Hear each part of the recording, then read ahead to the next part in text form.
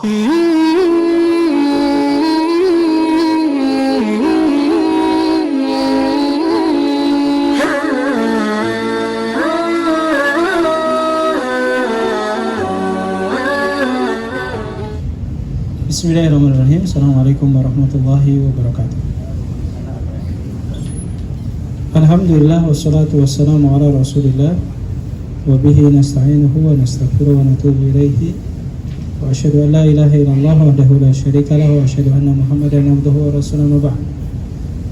Allahumma inna nas'aluka ilman nafi'an wa rizqan thayyiban wa amalan mutaqabbala. Allahumma 'allimna bima yanfa'una wa 'allimna bima wazidna hudan wa taufiqan wa salahan ya rabbal alamin. Allahumma amin amin ya rabbal alamin. Jamaah rahimakumullah, puji setelah syukur kita panjatkan kehadirat Allah Azza wa Jalla. Alhamdulillah di kesempatan hari ini kembali Allah berkenan mempertemukan kita semua. Mudah-mudahan Allah Subhanahu wa taala senantiasa memberikan kepada kita kesehatan dan keberkahan atas umur yang Allah karuniakan dan Allah tetapkan bagi kita semua. Salawat dan salam mudah-mudahan senantiasa terlimpah curahkan teruntuk suri teladan kita Habibana wa Nabiyana Muhammadin sallallahu alaihi wasallam, pada para sahabatnya, kepada tabi'ut tabi'innya, dan insyaallah kita semua menjadi bahagian dari hamba-hamba Allah Ta'ala yang dimudahkan untuk mengamalkan sunnah Rasulnya. Allahumma amin amin ya rabbal alamin. Ikhwatiyakumullah, di kesempatan kali ini materi yang akan kita bahas ada dua materi lagi secara umum yang berhubungan dengan masalah infak dan sedekah. Insyaallah mudah-mudahan kita bisa selesaikan di pertemuan ini dan di pertemuan yang akan datang. Di kesempatan kali ini kita akan membahas hadis yang tema besarnya masih merujuk dari kitab Al-Lu'lu'ul Marjan, di mana mu'alif atau penulis dari buku ini atau dari kitab ini memberikan tema bab fadlin nafaqati was shadaqah 'alal aqrabin wa zawji wal auladi wal walidain walau kanu musyrikin. Bab keutamaan memberikan infak dan sedekah kepada orang-orang kerabat atau orang-orang terdekat dengan kita, termasuk suami atau istri dan anak-anak serta orang tua, walau kanu musyrikin, meskipun mereka posisi atau statusnya berbeda agama dengan kita. Jadi intinya yang namanya infak sedekah itu bisa dilakukan kepada siapa saja. Bahkan kalau dalam hadis ini, dalam kitab ini disebutkan walau kanu musyrikin, bahkan kepada orang yang non muslim sekalipun. Apalagi kalau kita berbicara tentang zakat, ada salah satu item orang yang terkategorikan mustahik zakat itu salah satunya mu'alaf. Mu'alaf itu pemaknaannya bukan hanya sekedar orang yang baru masuk Islam, tapi orang non muslim yang simpati kepada kita. Itu ya maknanya yang pertama. Selain mu'alaf, yang pertama orang yang muslim simpati kepada kita, mereka boleh kita berikan zakat. Atau orang non muslim yang ada harapan untuk masuk Islam. Nah ini salah satu makna dari mu'alaf itu sendiri ya. 3 makna: orang yang baru masuk Islam, atau orang non muslim yang simpati kepada kita, atau orang non muslim yang ada peluang dia masuk Islam. Gitu ya. Itu makna dari mu'alaf. Baik, ikhwatiyakumullah, di kesempatan kali ini mari kita perdengarkan beberapa hadis yang ini insyaallah banyak pembelajaran ilmu bagi kita semua. Yang pertama, hadis diriwayatkan oleh Imam Bukhari dari sahabat Anas bin Malik radhiyallahu ta'ala anhu, disebutkan kayak gini hadisnya. Kana Abu Talhah aktsarul ansar bil Madinati malan min nakhlin. Disebutkan adalah sahabat kami, kata Anas bin Malik, namanya Abu Talhah. Abu Talhah ini aksarul ansar bil Madinati mahlan min nalin, adalah orang yang paling terkaya di antara kami dari kalangan Ansar. Jadi kalau kita mengenal ada Abdurrahman bin Auf, dia orang terkaya dari kalangan Muhajirin. Maka kalau dari kalangan Ansar namanya Abu Talhah. Sampai disebutkan dalam kitab Syiar A'lam An-Nubala, ketika sahabat Abu Talhah ini meninggal, salah satu warisannya adalah 20 pikulan emas. Itu ketika beliau meninggal dunia, 20 pikulan, bukan 20 gram.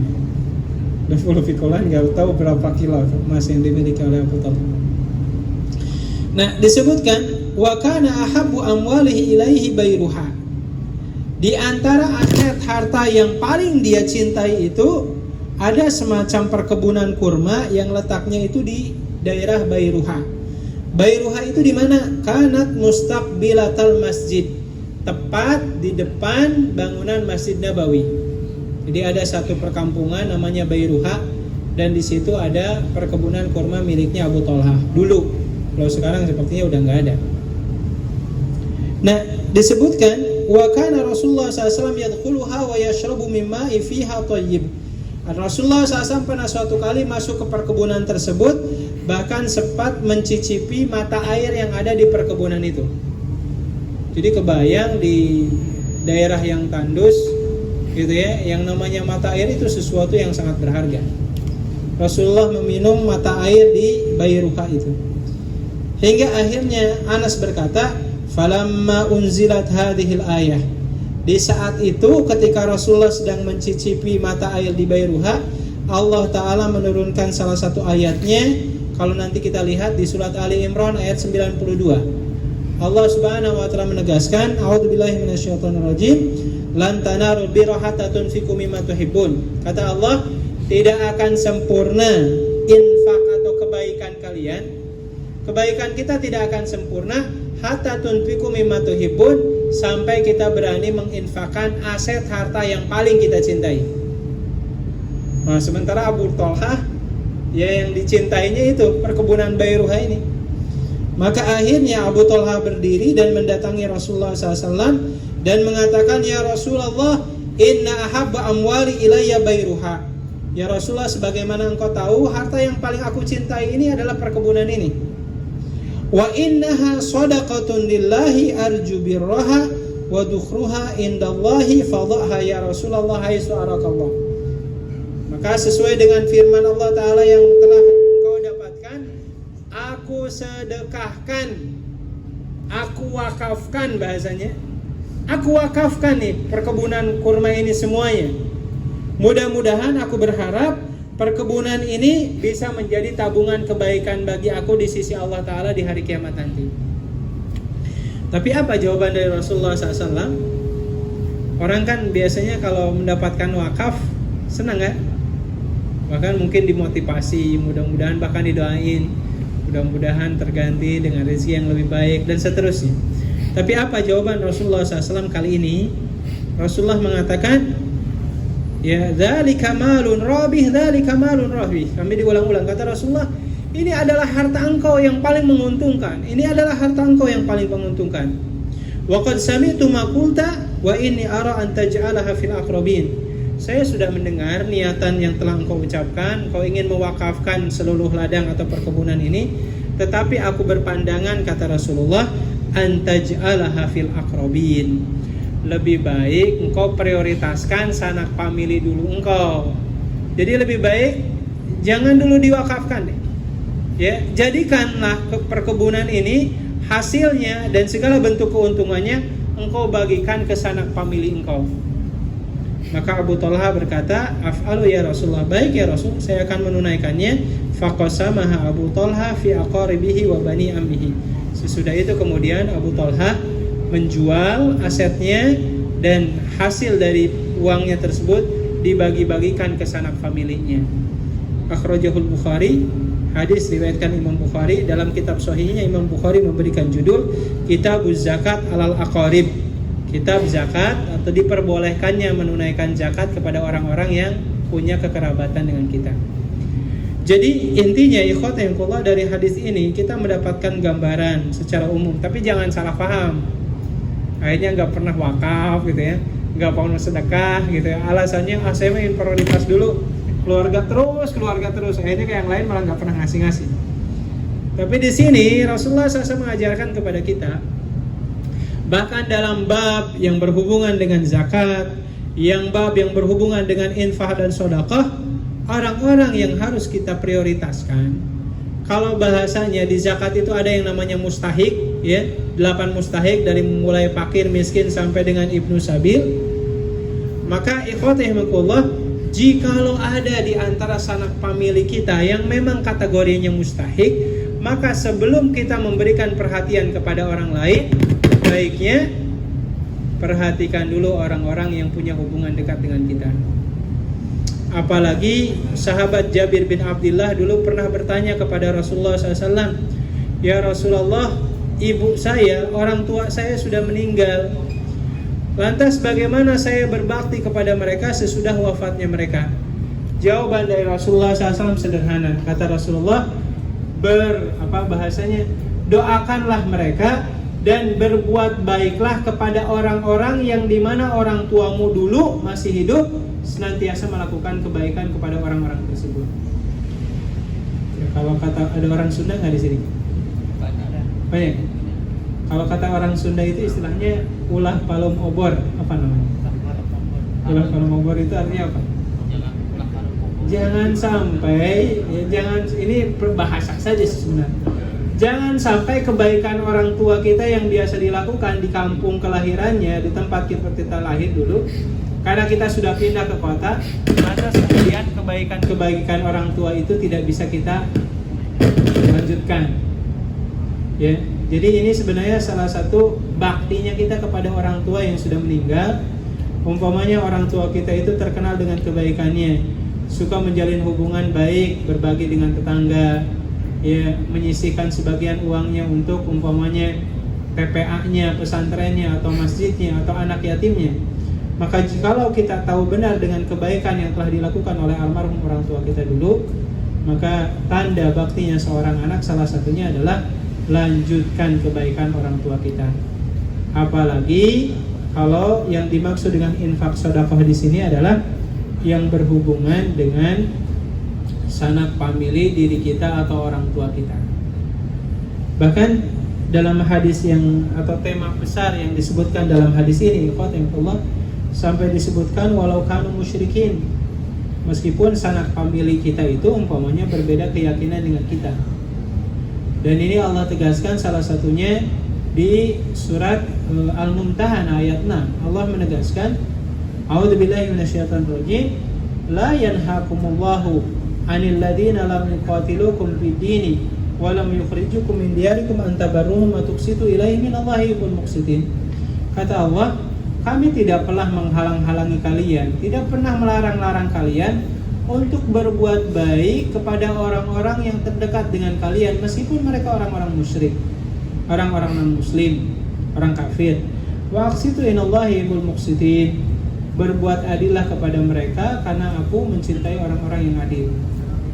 Kalau kita baca asbabun nuzulnya, itu disebutkan tentang kisahnya Asma binti Abu Bakar. Jadi Abu Bakar di masa-masa awal ketika beliau masuk Islam punya seorang istri namanya Qutailah binti Abdul Uzza. Ketika Abu Bakar masuk Islam, Qutailah diajak untuk masuk Islam, tapi ternyata istrinya menolak, tidak mau masuk Islam. Akhirnya opsi terakhir, ya, tidak mungkin seorang muslim itu berumah tangga dengan pasangan yang berbeda keyakinan. Akhirnya dua-duanya berpisah. Qutailah pun kemudian diceraikan oleh Abu Bakar Siddiq radhiyallahu ta'ala anhu, yang di kemudian hari kemudian dari hasil pernikahan Abu Bakar dengan Qutailah ini lahir seorang anak perempuan namanya Asma binti Abu Bakar. Ketika Abu Bakar sudah bercerai, di kemudian hari Abu Bakar nikah dengan seorang wanita yang lain namanya Ummu Ruman. Dari hasil pernikahannya lahirlah Aisyah, gitu ya, Abdullah. Jadi secara umum Aisyah dengan Asma itu saudara seayah, beda ibu, gitu ya.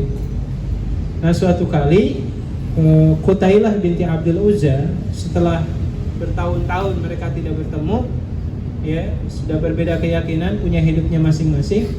Qutailah ini kemudian kangen ingin bertemu dengan putrinya yang bernama Asma. Sampai akhirnya ketika Qutailah mendatangi rumah putrinya Asma, saat itu kemudian Asma tidak langsung menerima kehadiran ibu kandungnya. Sampai akhirnya fastafaitu Rasulullah sallallahu alaihi wasallam wa qultu hiya raghibah. Sampai akhirnya saya memutuskan, saya meminta fatwa dulu ke Rasulullah. Ya Rasul, ibu saya yang non-muslim datang ingin berkunjung bersilaturahim. Bahkan dia membawa hadiah yang begitu banyak. Apakah boleh aku kemudian menjalin hubungan silaturahim dengan ibu saya?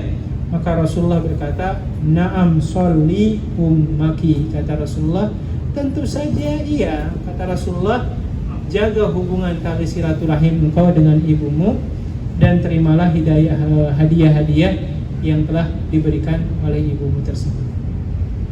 Nah, ini contoh-contoh sederhana ikhwatanillah bagaimana kemudian Rasulullah SAW mengajarkan kepada kita secara umum, ya. Jangan sampai kemudian di mata orang lain kita dianggap sebagai orang yang baik, jiwa sosialnya tinggi, gitu ya, suka membantu orang-orang yang dirasakan mustadafin, orang-orang duafa. Tapi di sisi yang lain jangan sampai di mata keluarga kita sendiri, di mata keluarga orang tua kita, ya kita dirasakan begitu jauh. Kontribusi kebaikan kita dirasakan kurang. Sementara di kalangan orang-orang lain justru kita dikenal dengan sifat dermanya, sifat sosialnya, dan kebaikan-kebaikan yang ada. Makanya dalam ayat-ayat yang lain pun di surat Al-Baqarah Allah Subhanahu wa taala pernah mengutip adanya sebuah dialog antara Rasulullah dengan para sahabatnya ketika para sahabat bertanya kepada Rasulullah, "Wa yas'alunaka madza yunfikun?" Dan mereka bertanya, "Kepada siapa ya Rasulullah kami diperbolehkan untuk berinfak? Siapa yang paling afdal?" Maka Allah memberikan jawaban, "Qul ma anfaqtum min khairin falil walidain wal aqrabin wal yatama wal masakin." Kata Allah, jawab oleh engkau Muhammad, yang paling afdal engkau atau kalian memberikan infak itu adalah yang pertama ke orang tua kita sendiri, gitu ya, orang tua kita sendiri. Lalu kemudian orang-orang yang terdekat dengan kita. Siapakah dia? Adalah istri dan anak keturunan kita, termasuk sanak famili kita. Baru setelah itu wal fuqara wal masakin, orang-orang fakir miskin yang secara umum tidak memiliki hubungan darah dengan kita. Nah, ini poin-poin sederhananya yang harus kita perhatikan. Bahkan kalau bicaranya tentang akrobin, orang yang paling dekat dengan kita, ada kisah yang menarik yang mungkin kisah ini sering diulang-ulang, ya. Kisah seorang wanita yang bernama Zainab, mana Zainab itu istri dari sahabat Abdullah bin Mas'ud radhiyallahu ta'ala anhu, di mana disebutkan Zainab ini secara materi, ya dia sosok seorang wanita yang sukses secara jenjang karirnya lah, bisnisnya lancar, ya berbanding terbalik dengan suaminya. Karena suaminya secara umum lebih intens, aktif mencari ilmu di majelisnya Rasulullah. Hingga akhirnya, ikhwatanillah, Zainab ini disebutkan kanat Zainab tunfiku ala Abdullah wa aitami fi hajriha. Sampai karena saking mampunya Zainab, beliau akhirnya sampai bisa memberikan nafkah untuk suaminya. Jadi suaminya yang dikasih nafkah, bukan suaminya yang memberikan nafkah, gitu ya. Bahkan bukan hanya sekedar suaminya saja yang diberikan nafkah oleh Zainab, bahkan beberapa anak yatim yang menjadi asuhannya itu pun senantiasa dicukupi kebutuhannya oleh Zainab. Hingga akhirnya kemudian Zainab bertanya kepada Rasulullah SAW, "Ayajzi'u anni an unfiqa ala zawji wa aitamali fi hajri?" Ya Rasulullah, apakah sah bagi saya memberikan infak sedekah saya dalam bentuk nafkah yang saya berikan kepada suami saya dan kepada anak-anak yatim yang menjadi tanggungan saya? Maka Rasulullah SAW mengatakan, "Na'am laha ajrani, ajrul qarabah wa ajrul sedekah." Kata Rasulullah, tentu saja iya. Bahkan nafkah yang telah engkau berikan kepada suamimu, hitungannya ada 2 pahala. Pahala menjalin hubungan ikatan kekerabatan, dan yang kedua pahala menunaikan sedekah. Jadi inilah mungkin yang harus coba kita perhatikan. Bahkan mungkin dalam kehidupan berumah tangga, bila mana ada sebagian di antara kita yang mungkin istrinya bekerja, mungkin ada nggak di sini istrinya yang bekerja? Bisa jadi mungkin ya di satu sisi ya istri kita ya banyak memberikan bantuan secara material kepada kita, ya dengan ketidakmampuan kita di satu sisi untuk memberikan nafkah yang sempurna, sehingga kalaulah ada istri yang seperti itu dan diizinkan oleh suaminya dan suaminya rela untuk mendapatkan sedekah dari istrinya, maka inilah di antara sedekah yang paling terbaik, yang terhitung sebagai sedekah yang paling afdal di sisi Allah Subhanahu wa taala. Tapi bukan berarti sesudah kajian ini istrinya disuruh kerja ya. Bukan seperti itu. Ya. Tema utamanya adalah memberikan sedekah kepada kaum kerabat. Itu sebaik-baiknya sedekah. Bahkan tadi seperti sahabat Abu Thalhah, niatnya dia bagus kan, ingin wakaf. Bahkan wakaf hitungannya sedekah jariyah yang senantiasa mengalir. Tapi dalam pandangan Allah dan Rasulnya, sebelum berpikir kepada orang lain, lebih baik bahagiakan dulu orang-orang yang punya hubungan kekerabatan dengan orang tersebut. Baik, itu mungkin ikhwatahillah uraian singkat dari pertemuan kita hari ini. Selanjutnya ada waktu beberapa menit ke depan. Silahkan boleh sesuai materi atau di luar materi yang ada, kita berdiskusi, mudah-mudahan memberikan kemanfaatan secara maksimal untuk majelis kita ini. Wallahu a'lam bishawab.